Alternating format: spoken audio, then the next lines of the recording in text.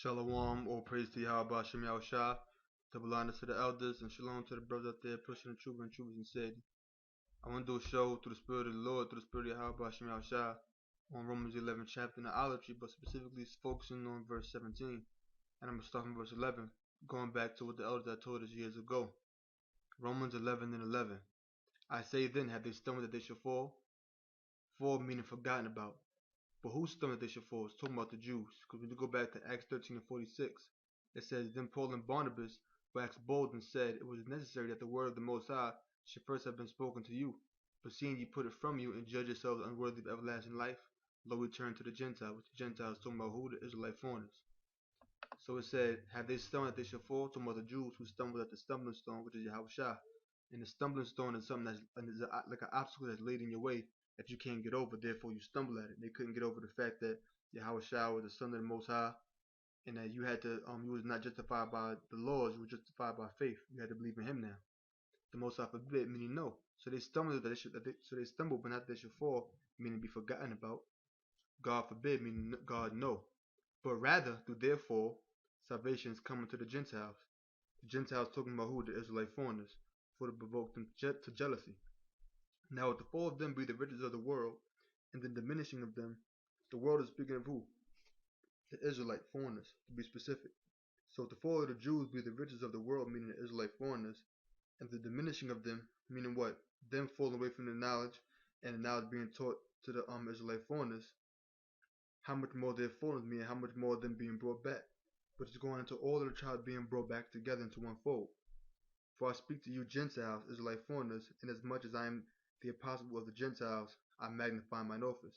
Because the apostle Paul could have went to the Jews and taught them, but the Most High wanted him to go to the Gentiles. Because the apostle Paul, being the Pharisee, he was great in the law. He could have went to the law, went to the Old Testament and showed the Jews about the things that the prophets spake of and how it fits Yahushua, and they could have believed.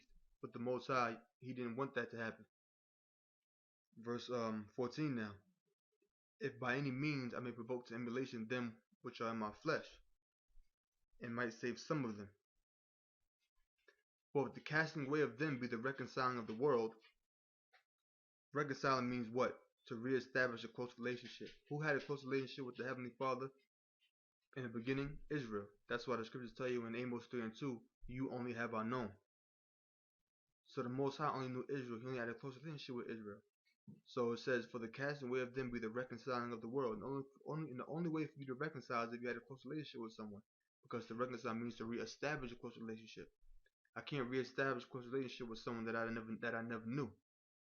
So the Most High only knew Israel. So we had a close relationship with the Most High. Therefore, when we fell away, the Most High had to reconcile us back. Okay, which was when Yahushua came. He had to reconcile us back. He had to reestablish that close relationship. For if the casting away of them be the reconciling of the world, be the reconciling of the world, and they focus more on that, the Most High cast us off. And the Most High, when He cast us off, we became like orphans. So when we became like orphans, what happens? What happens when an orphan finally has a parent? He's adopted. That's why when Yahushua has shed His blood on the cross, that's called the adoption, because the Most High casted us away as orphans. And when He's casted us away as orphans, we were like children without a parent. But now when Yahushua came and shed His blood, that was the adoption. That was Yahushua adopting us back to the Father. So that's how we was reconciled. For the first fruit, and you can go into Ephesians 2 and 11 and 2 and 12 on that as well. But that's another thing. So verse 16. For the first fruit be holy, which is talking about Yahushua, right? The lump is also holy, which is talking about Judah. And if the root be holy, which is talking about Yahushua, so are the branches, which is speaking of Judah as well. Now, let's get to this main verse that I'm going to focus on. Right? And the branches also apply to the other tribes as well, because all the tribes that once fell away. But let's get into that. Romans 11 and 17, the main verse I want to focus on. And if some of the branches be broken off, and thou being a wild olive tree, stop. If some of the branches being broken off, and thou being a wild olive tree. So the branches was broken off this tree, and this tree became a wild olive tree. Therefore, what kind of tree was it before? Let's go to the book of Jeremiah 11 chapter. I want to start from verse 11. Therefore, thus saith the Lord, behold, I will bring evil upon them which they shall not be able to escape. And though they shall cry unto me, I will not hearken unto them. Then shall the cities of Judah and inhabitants of Jerusalem go and cry unto the gods unto whom they offer incense, but they shall not save them at all in the time of their trouble. Matter of fact, maybe I should start up a little bit more. I'll start from verse 10. They are turned back to the iniquities of their fathers. Speaking of who? Judah. Matter of fact, I'll start from straight to 9. And the Lord said unto me, a conspiracy is found among the men of Judah and among the inhabitants of Jerusalem. They are turned back to the iniquities of their fathers. They refused to hear my words, and they went after other gods to serve them. The house of Israel and the house of Judah have broken my covenant, which I made with their fathers. So now you understand that the subject matter is speaking of the children of Israel. Therefore, thus saith the Lord, behold, I will bring evil upon them, which they shall not be able to escape. And though they cry unto me, I will not hearken unto them. Then shall the cities of Judah and the inhabitants of Jerusalem go and cry unto the gods unto whom they offer incense, but they shall not save them at all in their time of trouble. That was verse 12, verse 13 now.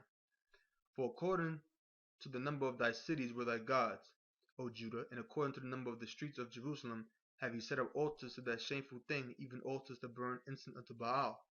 Therefore pray not thou for this people, neither lift up a cry or prayer for them, for I will not hear them in the time that they cry unto me for their trouble. What have my beloved to do in mine house, seeing she hath wrought lewdness with many? Talking about the children of Israel, and the holy flesh is passed from thee. When thou doest evil, then thou rejoicest. The Lord called thy name. Whose name?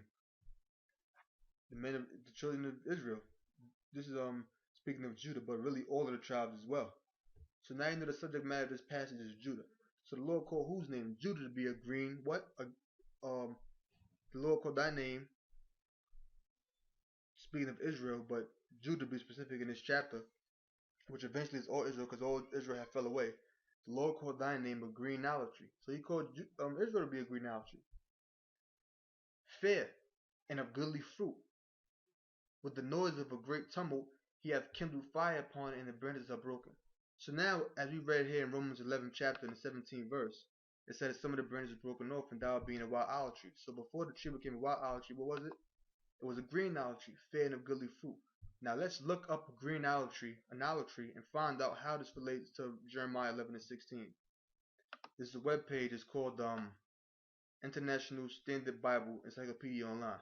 I'm not going to read everything here, brothers, because I want to focus mainly on the point, and I don't want nobody to get confused. It says the olive, Olea europea, natural order Oleaceae. Forgive me if I'm pronouncing them wrong. Is a slow-growing tree, requiring years of patient labor before reaching full fruitfulness. So the Most High compared this to an olive tree. Why? Because the olive tree is a slow-growing tree, requiring years of patient labor before reaching fruitfulness.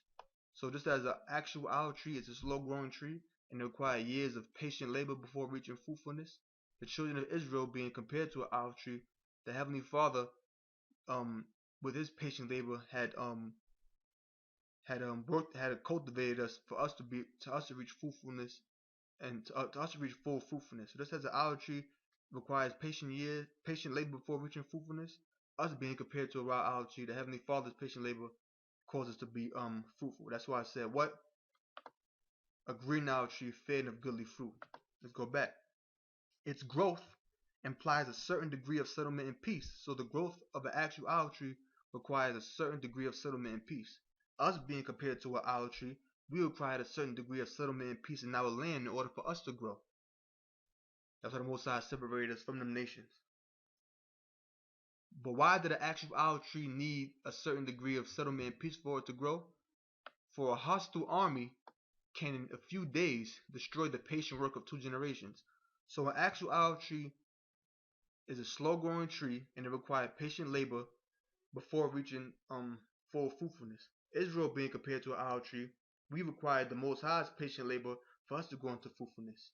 The growth of an olive tree requires a certain degree of settlement and peace. Us being compared to an olive tree, we require a certain degree of settlement and peace in our land in order for us to grow. But why does the actual olive tree need a certain degree of settlement and peace to grow? Because an hostile army can in few days destroy the patient work of 2 generations. And us being compared to an olive tree, a actual